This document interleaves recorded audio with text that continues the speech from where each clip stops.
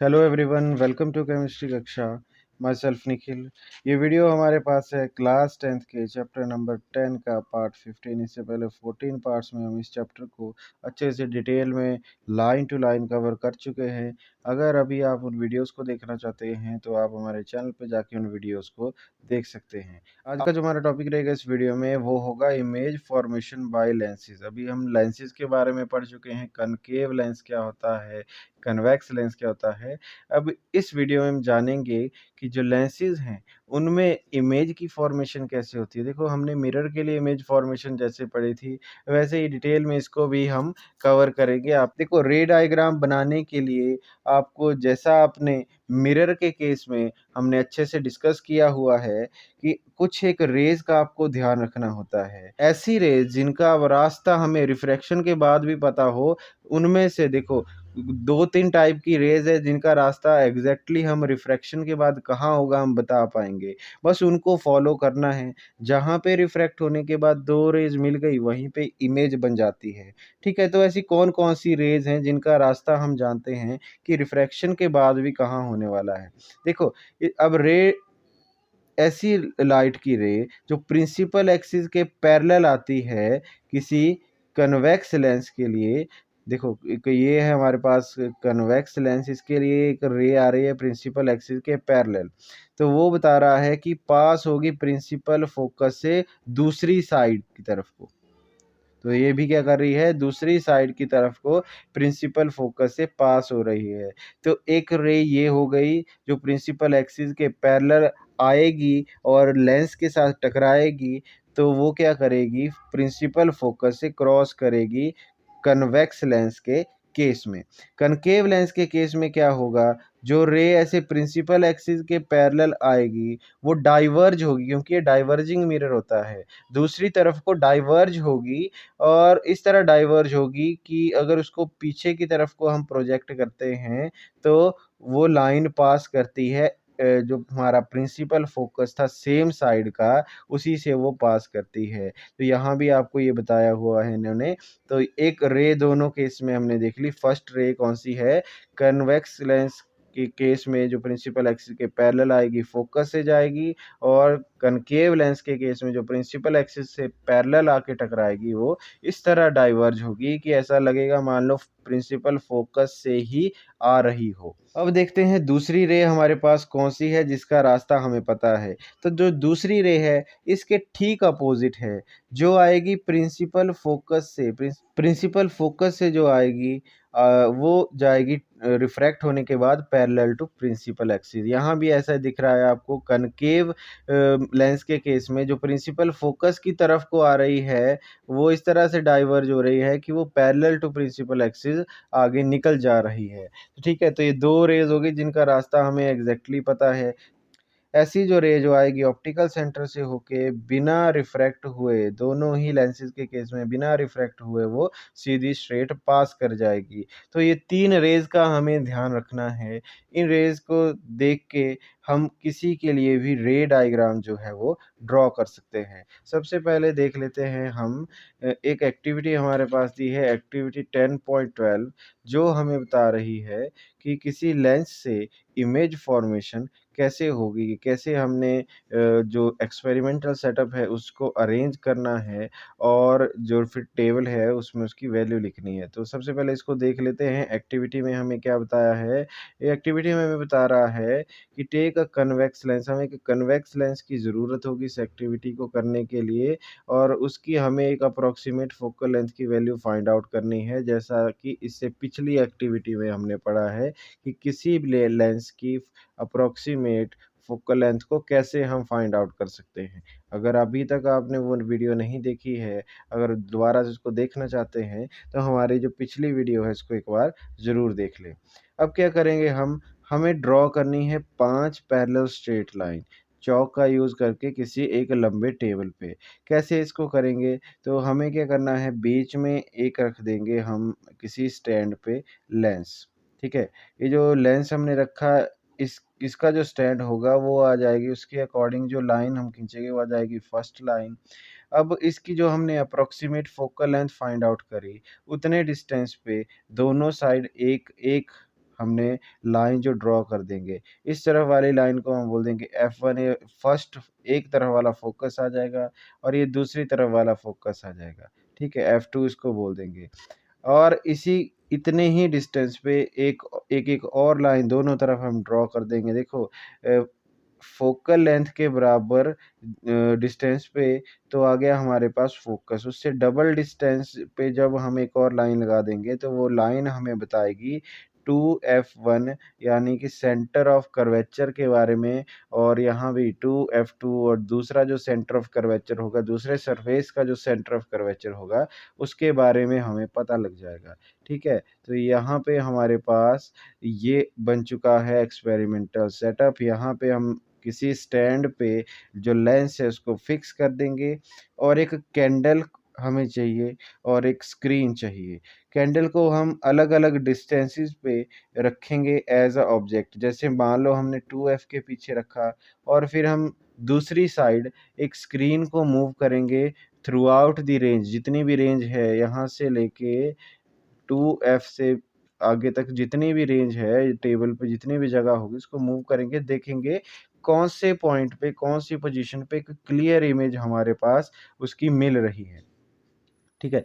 जहाँ पे clear image उसकी मिलेगी वहीं पे उसकी हम डिस्टेंस देखेंगे कितना है, जो इमेज मिली उसका नेचर देखेंगे, और उसकी साइज़ को भी हम कंपेयर करेंगे, और ये जो सारी वैल्यूज़ है इनको हम एक टेबल में इसको फिल करेंगे, और जो टेबल हमारे पास इन्होंने ऑलरेडी दिया हुआ है, ठीक है।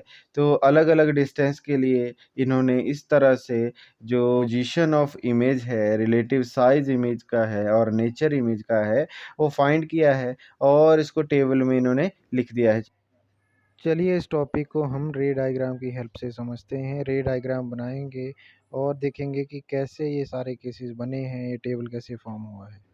यहाँ पे आपको एक पंख दिखाई दे रहा है, एक फेदर दिखाई दे रहा है, ये काम करेगा एज ऑब्जेक्ट, और यहाँ पे इसकी बन रही है इमेज।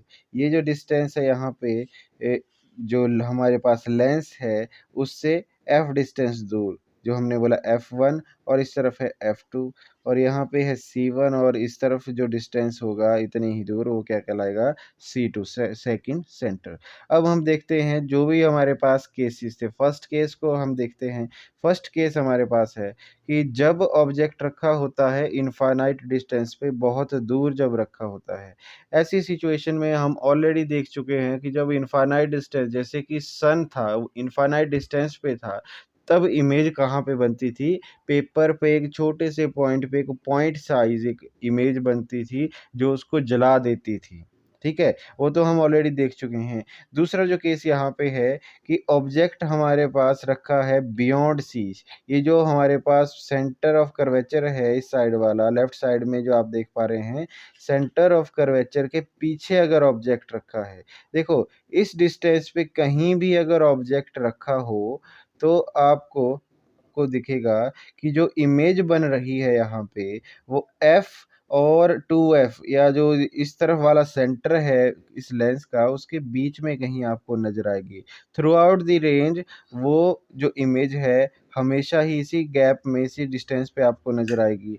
आप इसका देखेंगे तो ये इमेज जो इसकी बन रही है वो इन्वर्टेड है, उल्टी है, और साथ में साइज में भी कैसी है, छोटी है। तो ये रहेगा हमारा, देखो फर्स्ट केस जैसा इन्होंने यहाँ पे दिया हुआ है कि एक हमारे पास इन्वर्टेड इमेज बनेगी, डिमिनिश्ड इन साइज इमेज बनेगी, और बनेगी कहाँ पे, उसकी पोजीशन कहाँ पे होगी, बिटवीन F एंड 2F, या बिटवीन F एंड C।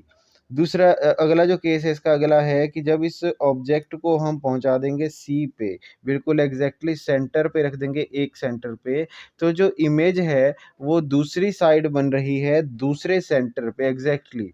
और कैसी इमेज बन रही है, तो उसका साइज आप कंपेयर करेंगे तो ऑलमोस्ट दोनों का साइज आपको इक्वल नज़र आएगा, सेम साइज की इमेज बन रही है, और बन रही है 2F पे, और उल्टी इन्वर्टेड इमेज बन रही है। तो देखो जैसा यहाँ पे इन्होंने हमें बताया हुआ है कि एट 2F इन्वर्टेड और सेम साइज की इमेज यहाँ पे हमें मिलेगी।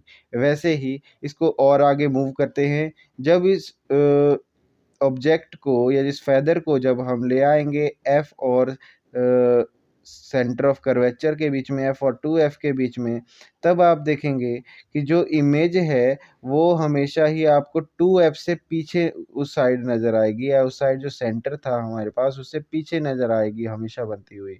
इस पूरी रेंज में आपको दिखेगा कि वो हमेशा ही 2f से बियॉन्ड बन रही है।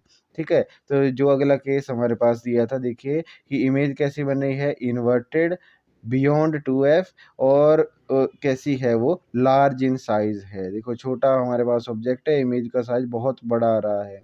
ठीक है, अब क्या करेंगे, इसको और ज़्यादा आगे ले आएंगे इसको फोकस पे। देखो फोकस पे जब इसको रख रहे हैं हम, तो जो रिफ्रैक्टेड रेज हैं वो बिल्कुल एक दूसरे के पैरेलल जा रही हैं। पैरेलल जा रही हैं का मतलब क्या हुआ कि वो जाके इनफाइनाइट डिस्टेंस पे आगे जाके मिलेंगी, और बहुत दूर एक बहुत बड़ी मैग्नीफाइड इमेज हमें मिलेगी, पर मिलेगी कैसी, इन्वर्टेड इमेज हमें देखने के लिए मिलेगी। तो जैसा अभी इस केस में आपको बताया है, inverted large in size and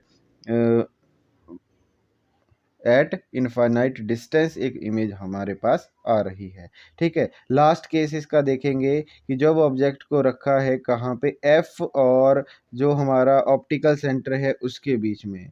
तो इस केस में आपको देखो जो इमेज है इसी साइड दिखाई दे रही है। ठीक है, सेम साइड आपको इमेज दिखाई दे रही है, और जो उसका साइज है वो बड़ा तो है ही, साथ में अब वो कैसी है, इरेक्ट इमेज है, वो उल्टी नहीं है, इन्वर्टेड जैसे बाकी केसेस में आ रही थी, यहाँ पे कैसी इमेज बन रही है, इरेक्ट इमेज बन रही है। तो देखो यहाँ पे जो रेज रिफ्लेक्ट होने के बाद आगे जा रही हैं वो एक दूसरे से दूर आगे जा रही हैं, और इनको पीछे बढ़ाने पे ये यहाँ पे मिल रही हैं। ठीक है, तो ऐसी रेज जिनको पीछे बढ़ाने पे अगर कभी मिलती हैं तो जो इमेज बनती है वो कैसी होती है, को वर्चुअल इमेज होती है हमारे पास। तो यही एक केस था जब ऑब्जेक्ट रखा है एफ और ऑप्टिकल सेंटर के बीच में, तो हमारे पास वर्चुअल एक इमेज बन रही है, जो कि हमारा लास्ट केस है, आप देख पा रहे होंगे यहाँ पे। ये थी image formation by converging lens या कन्वेक्स लेंस। ठीक है, अब हम देखेंगे image formation by concave lens कैसे होगी। तो यहाँ पे मैं इसको हटाता हूँ, कनकेव लेंस यहाँ पे हम सिलेक्ट करते हैं।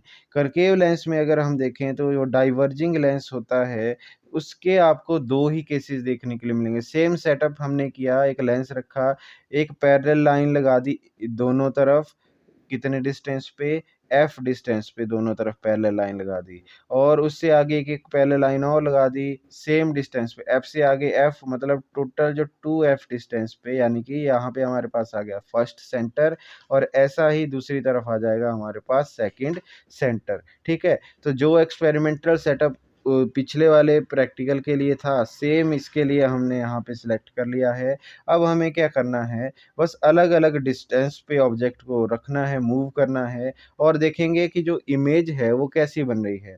एक, तो हम ऑब्जेक्ट को बहुत दूर ले जाते हैं, बहुत पीछे ले जाते हैं, इनफाइनाइट डिस्टेंस पे जब उसको लेके गए हैं, तो आप देख पा रहे हैं कि जो रेज यहाँ पे आ रही हैं वो एक फोकस के बहुत ज़्यादा नज़दीक एक पॉइंट पे आके मिल जा रही हैं। देखो ये वैसे तो ये डाइवर्ज हो रही हैं, ये पैरेलल जो रे आई वो चली गई इस तरह से कि इसको पीछे पे बढ़ाने पे वो मिलेगी फोकस पे, और दूसरी जो आ रही है बिल्कुल ऑप्टिकल सेंटर की तरफ को, वो बिल्कुल ऐसे रिफ्रैक्ट हुए बिना बिल्कुल सीधी आगे निकल जाती है। तो दोनों कहाँ पे मिल रही हैं, तो एक आपको बिल्कुल, अगर जो ऑब्जेक्ट है अगर बहुत दूर होगा, सेंटर ऑफ कर्वेचर से भी बहुत पीछे होगा, तो उतना ही नज़दीक जो ये इमेज है आती जाएगी प्रिंसिपल फोकस की। और कैसी है, देखो ये वर्चुअल इमेज यहाँ पे बन रही है, क्योंकि ये एक्चुअली मीट नहीं कर रही रिफ्रैक्टेड रेज,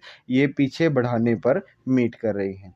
ठीक है, अब क्या करेंगे, इस जो हमारे पास ऑब्जेक्ट है इसको नज़दीक लाएंगे धीरे धीरे।